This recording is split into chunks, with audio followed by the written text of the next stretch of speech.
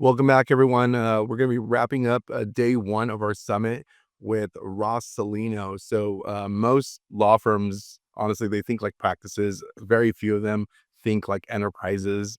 Ross Celino is the legal advertising trailblazer who essentially helped write the modern PI playbook. Across the country, the biggest firms have copied the same formula: build a consumer brand, build a massive marketing engine, and build the infrastructure to scale without breaking.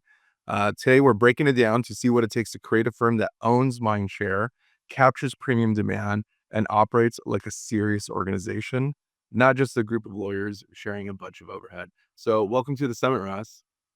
Hey, thank you, Hugo, for inviting me, and happy to be here. Yeah, awesome. We've chatted over the years, and it's one of the things that drew us to you was your appearance at a legal conference in the last few months, where you told us your story, how you built your firm, how you went through iterations of it over the last few decades. Um, but the thing that I really want to dive into is just how you think about marketing. And for those curious, this is not really a digital heavy conversation. It's mostly on the things that still work, which is omnipresence and billboards and TV and radio, which are still relevant for serious firm owners. I'm just curious if you could take us back briefly to your early days, having crappy jobs right out of law school, and developing the discipline to building these marketing engines that we're also familiar with now. Yeah. Well, first, I want to give credit to my former partner, Steve Barnes. It was Celino and Barnes, and frankly, he was a big part of growing the firm. So I want to talk about that first. But back in the early days, what got us started really was meeting up with Morris Bart, who also is a big advertising attorney down in New Orleans. And he gave us the idea that we ought to basically focus just on personal injury work as opposed to the general practice of law back then, back in 1992 or whatever it was. There was a lot of lawyers out there that just advertised in many different areas, like locally, they did matrimonial work, they did social security work, bankruptcy work, and then they'd also say they did attorney personal injury work. And so two things that Morris Bart basically taught us back in the 90s was that you want to niche down. And Chris Dreyer talks about that too, niching down to just one area. And when we did that, we just came out and said, look, at this is what we do. We do personal injury work. And fortunately for us, Steve and I had some good verdicts to also boast about. We had a $4.8 million verdict, and we had a client testimonial when we were into the TV in a pretty heavy way. Came out and she said, I wanted to hire the best lawyer I could find. I called Celino and Barnes. Now, you can't brag and say you're the best lawyer because, frankly, you can't prove that. So the ethical rules don't allow you to say that. But we didn't say it. She said she wanted the best, but ultimately we dropped that. Um, Hold on one second. I'm sorry. I have to shut my phone off here. Um, we dropped it because, the, bar said, "You're too close to the line about claiming you're the best." We never claimed we're the best, but the truth is we had in building the firm, we had some good verdicts, and that helped us, to ultimately prove, that we were pretty good at what we did. For instance, Steve and I worked on a case together where we got the largest verdict ever in Western New York and Buffalo, Rochester area. We had a $47 million verdict. Those kind of things when you can also, market yourself as a good lawyer by having evidence of a good lawyer that helps bring in the business. So one of the things that we did when we got back after talking to Morris Bart was to start our TV campaign. And at the time, we really didn't have any money. So our budget at the time was $10,000 a month. And he basically said, look, if you can double or triple the amount of your competitors and your spend, you'll become known as the injury lawyer in your area. And frankly, it took us a few years to get there, but that's what we did. We just poured it all in. Steve and I took a very small little draw every week. It was a $500 a week draw. We poured it all back into marketing, and it worked for us. And we grew from, a two-man firm to a 54-man firm over the next, decade and a half or so. Is that something that you think smaller firms, smaller law, like when we talk about the average solo attorney, potentially looking to partner up with someone else, um, playing the long game seems like critical to the success that you've experienced. It's literally saving on advertising spend. It's having some financial discipline. It's saying that, we're not going to take vacations in Tahiti every other summer. Can you speak about that? Because I think there's a lot of discipline in that story. Yeah, I think there's a lot of truth to that if you're really willing to go all in. And I think for a young lawyer today, I think it's probably easier than ever because they can get on the internet and develop the business sooner than we could back in the day. So the advice, yeah, if you want to live frugally, pour it all into marketing, which I agree with. And frankly, we're back to doing that now to grow our firm. But if you can have that discipline to commit the largest share of your budget towards marketing, in today's world, that's how it will work. But it does take a consistent effort. Build that brand so you're in the game. If without a brand, I think you're not necessarily in the game for when those accidents happen. Now you want people to call you on direct response type of advertisements. But I'll be frank, I don't think I would start out if I was a young lawyer with TV right from the get go. It's just too expensive. In today's world, I wouldn't do that. I mean, I'd want to start building brand. And the quickest way I think to build brand and notoriety is probably billboard. But you got to get a billboard that stands out. You can't just buy a billboard that's 300 feet off the side of the road. You want one that when people drive down the main highway in your jurisdiction, let's say, you live in one of these towns that has, 400,000 people there, and you want to be known as the lawyer in that town. Get a billboard that's on a major highway that looks like you're driving right into it, and people will remember your face and your name. And if you have a easy number to remember, I think that's also a big factor. If you have a repeating digit number, because people can't remember your phone number. If you don't have an easy, repeating digit number, I would not put the number even on the billboard. I wouldn't bother.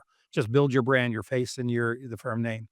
The other thing that I would do differently today, knowing what the rules have been relaxed, is use a trade name. Celino, it's an okay name. It's unique. It's not like Smith, but the truth is, they spell it wrong. They pronounce it wrong. If you had a trade name like Top Dog Law or the husband and wife team, you have a trade name that's easy for people to remember, especially if the trade name means something besides what you want it to mean for your law firm. People will remember, geez, Top Dog, that makes a lot of sense. People understand the word top dog. And, like, I know it's not ethically permissible, but like if you could come up with a powerful name, a trade name like Badass Lawyers. I mean, something like that. It's a little crazy sounding, but frankly, if you can come up with a slogan that is memorable outside of the law, they'll associate your law firm with that trade name. So for me, if I were a young guy starting off, a young attorney starting off, I would come up with a trade name that makes some sense outside the legal world. So it's memorable. Don't have to spend a boatload of money to get that name in everybody's mind. And then I would try to have a repeating digit number in your local area if you can. I mean, if you can get an 800 repeating number, great, but that would be better. But if you can at least get a local number, it's probably worth the investment. That's interesting. So, do you think having a trade name or like a different name that isn't attached to your last name also builds more like brand equity or rather just enterprise value so that it stands on its own? Well, I think it does stand on its own, and unless you have an ego that says you gotta have your name in that trade name, I don't think it helps you, especially if you have a difficult name. And if you have a simple name to remember, it's okay to use your real name, obviously. But I think the trade name has independent memorability. People will remember that independently. And so then they just got to connect the fact, oh, that's that law firm. Oh, that's that law firm. Oh, they're that really good law firm. So I think that a trade name gets you there quicker. I am curious, like if you were to go back, um, knowing that you had limited funds, limited capital to deploy to media, would you have started with billboards as opposed to radio, or rather as opposed to TV? Yeah, frankly, I would have. We didn't start with billboards right away. That sort of came in after, we were operating, but I think the billboard gives you initial recognition and radio can support that if you have a jingle. That's the other thing we didn't talk about yet, but I think if you can develop a slogan or a jingle that's easy to remember. Now, you're probably not old enough to remember, but there was a a jingle for cigarette sales when they used to sell cigarettes on TV. It's Winston tastes good like a cigarette should. Frankly, it was a jingle that's, they haven't used it in 40 years, but it's in my brain. It's still there because it becomes an earworm. And our jingle for our law firm also became an earworm. In fact, they made fun of us on Saturday Night Live with the jingle and David Letterman and, John Oliver. There's those things stick in your brain. And that's one of the reasons they probably came up on those nightly TV shows. That's and we're gonna get to that because I think the cultural impact is such a bonus, and it pays dividends, right? No matter what the joke is, it pays dividends in the long term. But I think it's really interesting that, looking back, you would have started with billboards, something with a really strong brand to get a lot of local presence. I think that's a really strong playbook. When we talk to a lot of PI attorneys who are considering mass marketing, we generally tell them to do the same. It's have some digital, but certainly build a really compelling brand that has like community or cultural impact so that people associate, some positive messaging to your law firm name. So let's say like you had billboards, what would be the next like marketing strategy, mass marketing strategy that you would have gone after? Yeah. Let me say this about billboards though. Early in my career, I used to, answer the phone and take on the calls, and I still do occasionally now. But I never had anybody say, "Hey, I saw you on the billboard." They just don't acknowledge that. They don't want to admit. The public doesn't want to admit. They usually will say, "Oh, a friend referred me to you." But the billboard still has that impact. That's why I still think, if you try to prove attribution where the cases came from. They're not gonna say billboard, but it does give you that. So, but the second step that I would take, frankly, would be to develop a jingle if I could, something really simple that sort of reminds the public what you do because it does become an earworm. And so radio is probably the less expensive route as opposed to TV. So if you had billboard, radio, with that jingle, with a number that is memorable, then, frankly, then you go into the digital world, and then when they see you, they hear you, they're gonna call you. So I think those are the 3 steps I would take, and then once you develop a big enough budget to put into TV, if you can't be the top 3 on TV, frankly, I wouldn't do it. It doesn't make sense. You become drowned out because of that. The other 3 big, advertisers in your area, it's probably a waste of money. You're just throwing it down the toilet. I wouldn't do that. Yeah, I appreciate the honesty there. I couldn't agree more. I think it's really about buying all the remnant, all the premium. It's all buying all the available TV as possible, and that's is limited to like the 0.001% of law firms that can support that kind of media budget. But let's talk about the jingle because of all the media assets that are associated to your current firm and prior firms, I think it's the jingle that stands out the most. What's the story behind the jingle? How'd you find I mean, do you have a music background? Did you find people that did? Like, I'm very curious about this jingle. Yeah. No, I can't sing. I don't have a musical background, but I can tell you though, there was a local company, grocery store in our area. In addition to the Winston example I gave you, Winston tastes good. Um, it was a local grocery store, and they had a jingle that actually made sense and it was memorable. It was Tops Never Stops, saving you more. And when you go to a grocery store, I guess you want to get a place that saves you some money, but it made sense. So the jingle made sense for that type of business. And in our jingle that we developed, frankly, we hired a guy, an outside guy. I think it cost us like $500. There was no long-term commission that had to be paid to him. So it was this relatively inexpensive thing. But it was in my mind that if we can come up with a jingle, that would be great. So what happened was this guy did develop it. I can't take credit for that. And what our jingle was, Celino and Barnes, the injury attorney. So it's talking about what we do. And it was, with our phone number attached to it. And it worked for us. I mean, what was funny is that we'd get these parents that would send us, well, this is, they'd see it on TV too, but the parents would send a little video of their own child who's 3 years old watching TV, watching one of our commercials. He's playing, then he stops, he's watching a commercial with the jingle going on. And when the 30 seconds is over, he went back to playing with his toys. That's how impactful it was. It impacted 3-year-old children. And if you can hit 3-year-old children with your jingle, you know you've done something right. So I think developing a jingle, and I'm not sure how you go about finding those people, but there's talented musical people that can come up with a jingle for you. It's got to be short and sweet because you can't spend all 30 seconds of a 30-second radio or TV commercial with the jingle. It's got to be, maybe 5 seconds long or whatever would work in that realm. I mean, you have a lot of like, advertising acumen. Like, where's this come from? Like, about like brevity and mass appeal, niching down. Like, where does this come from? Did you just learn this on the job? I mean, what's the story there? Yeah, it basically was on the job learning, but for whatever reason, I just had this gut reaction of what would work, what wouldn't work. And I do watch other businesses and what they do to pitch their wares. And it seemed to me that, we would, Steve and I would then chat about it, but we make really quick decisions. You just can't dilly dally about those things. Just move and do it and do what you think will work. But the truth is, I think we learned a lot over the years. And so, from my point of view, you want to be able to, if you can't use the word best, but give the impression to the public that you're good at what you do. You may show a couple of verdicts or decisions you've got, settlements. But then you got to somehow convey that you're an expert in this area. And this is what you do. You don't do bankruptcy work. You don't do, matrimonial work. We handle auto cases or we handle, motorcycle cases. That's the other thing I'd like to say for the younger lawyer. You're probably better off niching down.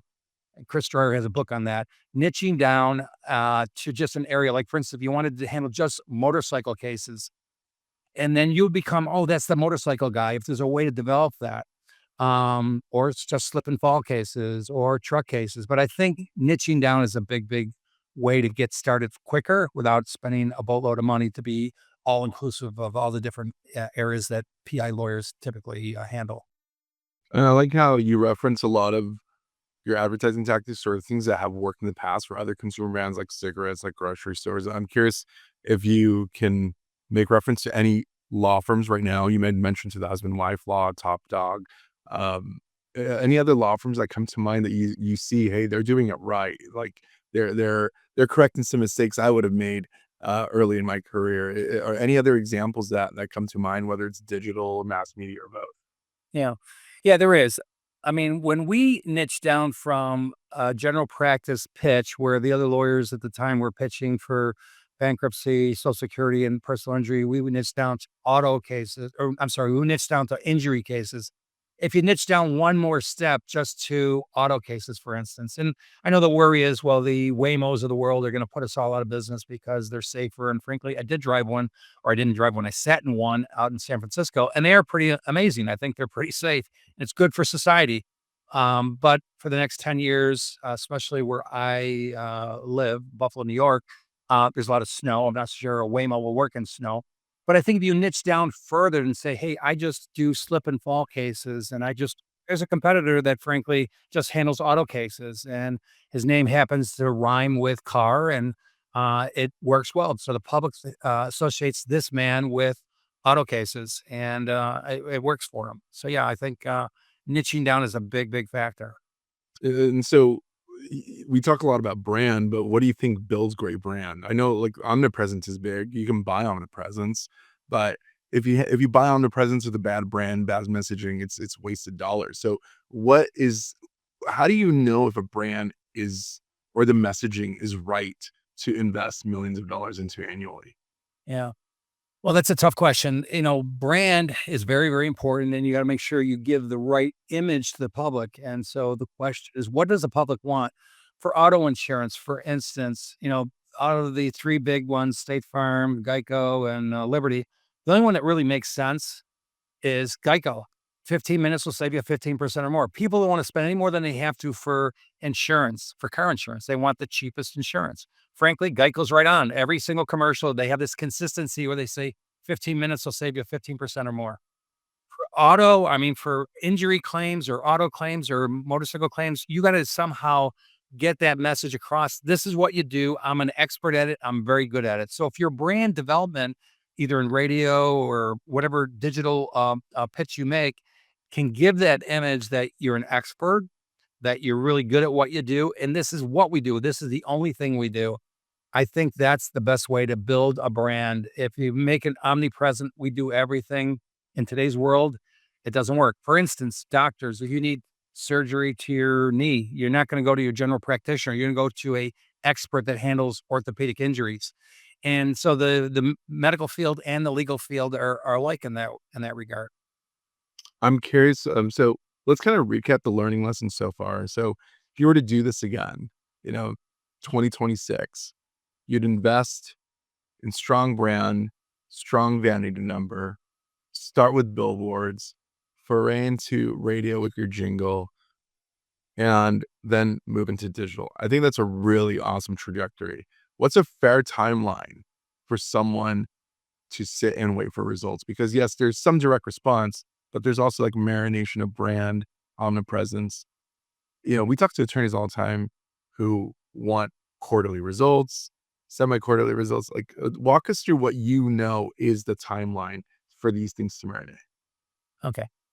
I think when you get started, the way I suggest you get started, you really need to focus on generating revenue for the firm so you can pour more into brand development. So you need PPC, you need lead generators that can get you cases so you can turn that into money so you can build up your brand. But the brand development is a matter of money and time. Even if you spent $1 million a month on brand development as a young lawyer, let's assume you inherited money or you won the lottery, it wouldn't make sense to spend $1 million a month on building brand right away. It takes time. So if you develop that slowly, frankly, I think out of your budget, maybe you start off at 10% on brand development, 90% on PPC, the lead generation, get the cash in the door, and then gradually build up your budget so you can make the brand stick. But it takes time and money. So I would say probably 3 to 5 years to build a brand. It just takes that much time unless you inherited a boatload of money that you can really step on the gas. But don't be discouraged because it does take time. Even with, your SEO, it doesn't happen overnight. You have to build a strong, website, and so it comes up on Google. So you have the Google reviews that help develop that search capability. And so I would focus a lot of the money, and the last part we really didn't talk about is also having a good, strong legal team. You need good lawyers to get good results. Ultimately, if you're a good lawyer and you get good results, the word does get out, but word of mouth takes longer, but you can brag about it if you get good results. You get that $40 million verdict, brag about it, people hear it, and then it starts to resonate. Oh yeah, those guys are pretty good. And that helps build that brand development. But brand takes 3 to 5 years in my view. So in the meantime, you need to make revenue from lead generation, PPC, and any area where you can get business. And even, if you're a young guy, what I would do is knock on the doors of some of these bigger advertisers where they get a lot of cases and they may not want to litigate them. Now, in our firm, we really pride ourselves on being good at litigation and being good at marketing, right? Because we always wanted, both Steve and I wanted to build a firm built on solid lawyers, and we ended up hiring a lot of good lawyers. And that's the other business model thing I'd like to talk about. That if you make your attorneys have the same incentive you do as the owner, where you give them a share of the fee on every file they work on, they're like running their own little practice within our practice. So in our firm, basically, it's a salary plus 10%. So every month they get a bonus if they're able to resolve a case that month. So in addition to a base salary, they're getting a fee. So they have an interest as an owner, and you want a bunch of little owners within your firm that can turn those cases, and you end up getting better quality lawyers because they're as hungry as you are. They may not have the ability to front all the marketing expenses or the pay for the rent or pay for secretarial staff and things that you need to do to run a law firm. They can just focus on playing lawyer and getting good results. Now you have to supervise those cases to make sure that the right lawyers handling the right cases. And you might have a team up situation where a senior lawyer will start with a younger lawyer so they can get the best possible result for the client. But those are the type of things that I would do starting over. That's the formula that worked for us, and I think it'll work for a young lawyer starting off. Yeah, I love those incentives. I'm curious, like, the incentives, they're kind of self-working, right? For on the individual level. Can you talk to us about the challenges of scaling? Because this is kind of the next thing I wanted to talk about beyond branding and marketing and just case generation. It's keeping up and actually doing good work. What have been the biggest differences you're seeing in scaling from the early days, where you were getting that initial lift, three to 5 years post brand marination, if you will, to now? What are you seeing the differences in scaling and the challenges there? Well, AI is moving into the world here, right? So you got to be cognizant of the new tools that are available for AI so you can make your lawyers more efficient by, having some of these tools. Like Eve has a tool that will summarize the medical records for you like instantaneously, and Filebind has those type of technologies, and there's a lot of different vendors out there that can put together a settlement package based on analyzing the records. So it makes it easier to scale up because the lawyers can be more efficiently work. But I think the business model that I'm suggesting that is an option. Not too many law firms do this, but by giving that lawyer that incentive to maximize the value, his interests are aligned with the client. The client comes to a lawyer not to get their broken leg fixed, but they come to a lawyer to get reimbursed for the loss of time at work and their physical losses if they're disabled, to get the most they can get for that injury. And so the lawyer's interest is to get as much as they can for the client. The client wants that, and the law firm wants it too. So the three interests are perfectly aligned: the lawyer, the law firm, and the client. So it's easier if you get enough business to just add another lawyer to the team. When enough of your PPC and your marketing efforts work, you get more cases in, you just add another lawyer to the team. And to add a lawyer that says, "Oh gosh, I not only get a base salary to cover my car payment and my mortgage, I can actually make a bonus on every case." And ultimately, the bonuses turn out to be greater than the salary.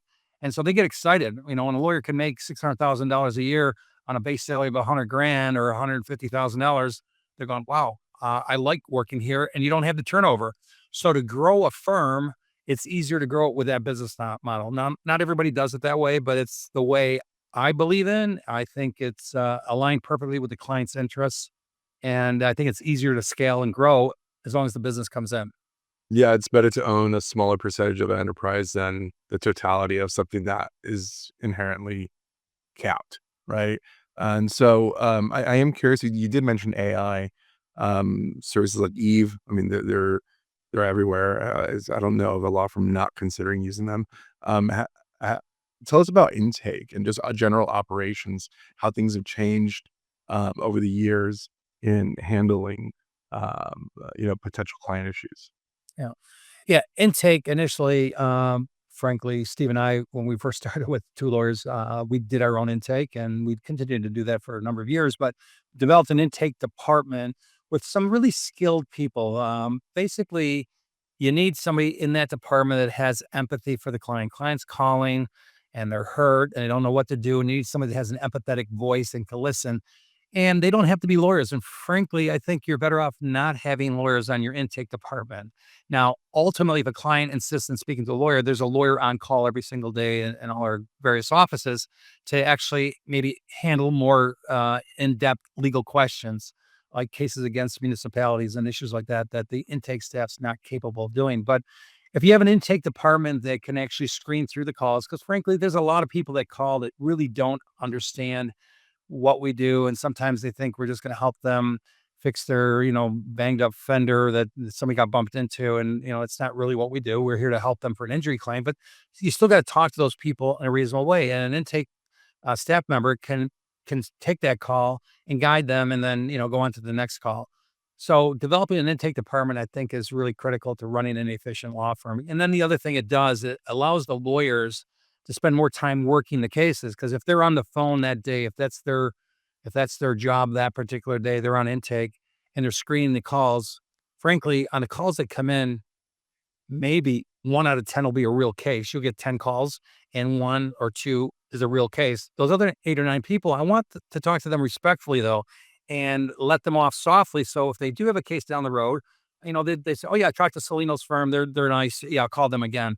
So intake department is critical. I think that's an important part as you grow. I mean, if you don't have a lot of cases come in yet, you're as the owner of the firm, you're going to do it yourself. And, as we wrap things up here, I'm just curious how you're thinking about the future, for the firm, for the practice in general. You mentioned Waymos. There's certain inevitabilities out there. I'm curious how you're thinking about PI in the next decade. Yeah, I'm actually quite optimistic. I think that the sky's the limit. If you do your job right, you're a good lawyer providing good service for clients, and ultimately get your name out. Now, it takes some time. And years ago, before advertising, lawyers may have been 70 years old before the public in that area knew that he was a good lawyer. If you don't want to wait till you're 70 before you get any business, you got to market yourself, right? And if you market yourself properly, I think the sky's the limit. So I'm not too worried about those changes. I mean, there's going to be some administrative changes, law changes. You got to roll with the flow. But the truth is, it's if you do good work and you do good marketing, you're going to stay in business and you'll grow. You know, the thing that I think we would love to wrap here with is the cultural impact of the work that you've done.